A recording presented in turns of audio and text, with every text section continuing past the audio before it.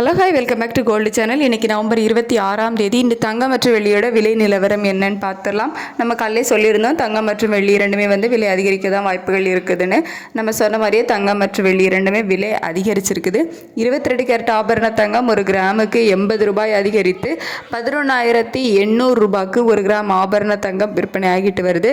ஒரு சவரனுக்கு 640 ரூபாய் விலை அதிகரித்து 94,400 ரூபாய்க்கு ஒரு சவரன் ஆபரண தங்கம் விற்பனை ஆகிட்டு வருது. வெள்ளியோட விலையுமே அதிகரிச்சிருக்குது. ஒரு கிராமுக்கு 2 ரூபாய் அதிகரித்து 176 ரூபாய்க்கு ஒரு கிராம் வெள்ளி விற்பனை ஆகிட்டு வருது. 26/11/2025 இன்று 22 கேரட் ஆபரண தங்கம் ஒரு கிராம் 11,800 ரூபாய்க்கும் ஒரு சவரன் 94,400 ரூபாய்க்கும் வெள்ளி ஒரு கிராம் 176 ரூபாய்க்கும் விற்பனையாகும்.